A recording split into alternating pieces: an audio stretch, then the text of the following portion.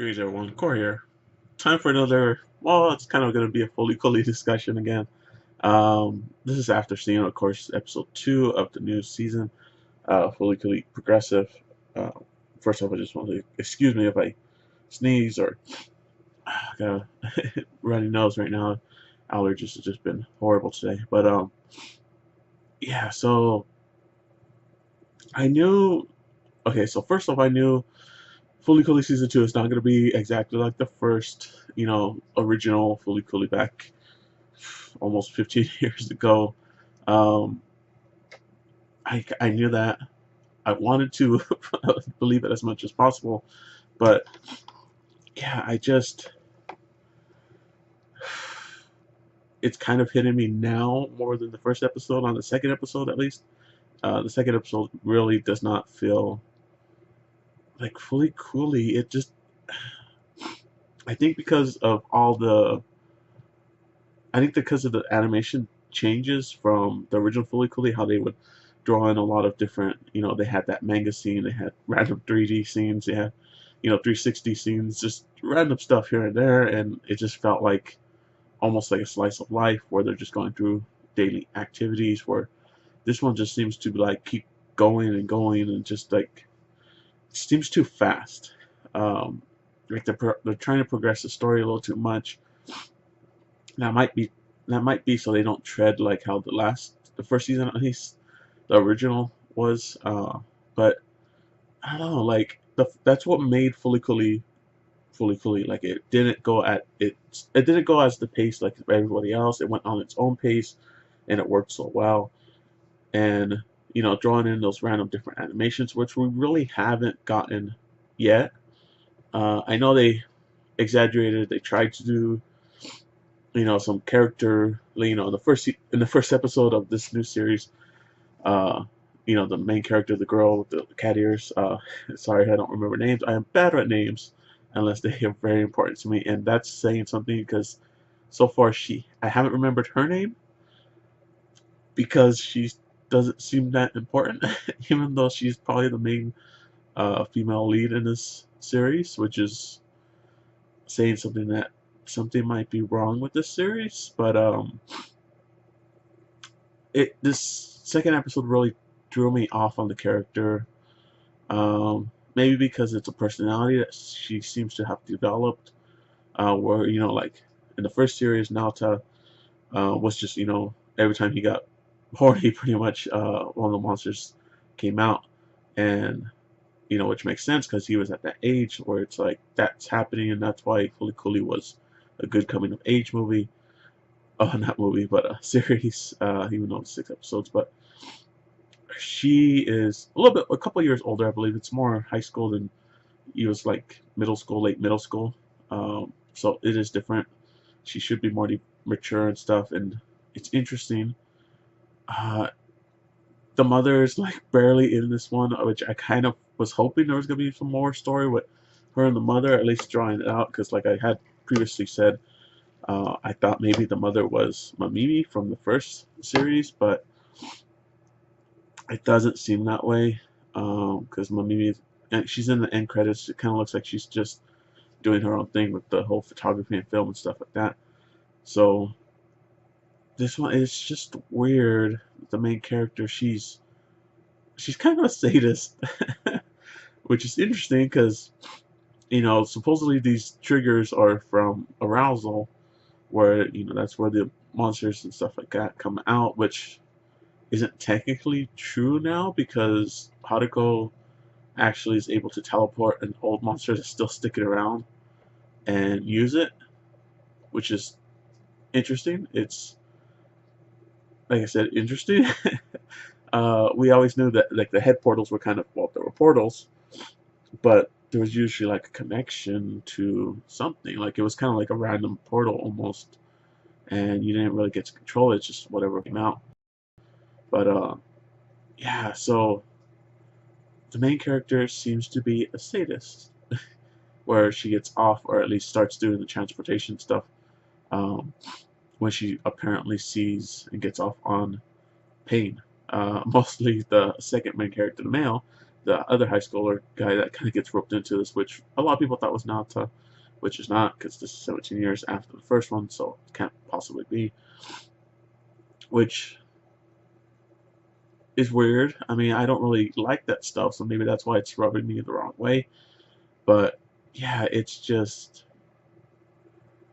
interesting that they took that approach.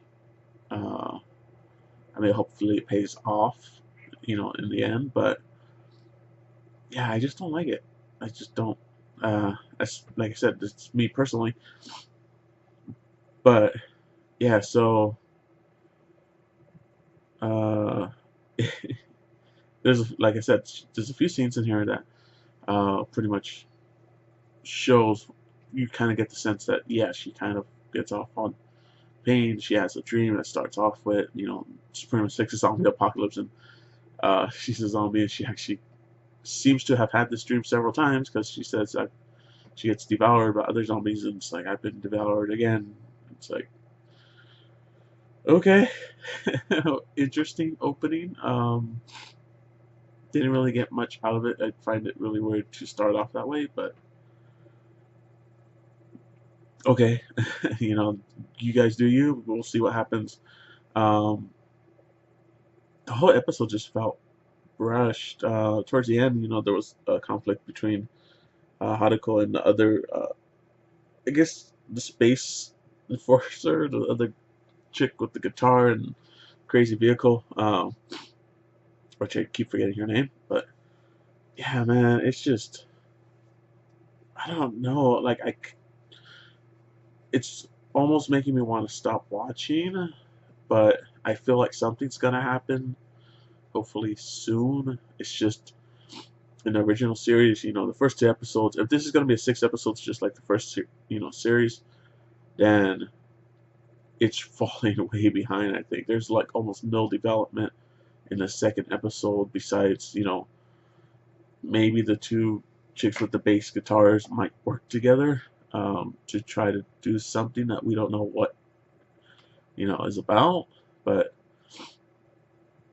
yeah, I mean, it seems to be all going. It all seems to be going. Where Haruko's still trying to get. Was it Adamus? I believe it was. I knew it would start with A, and it sounded like Adams.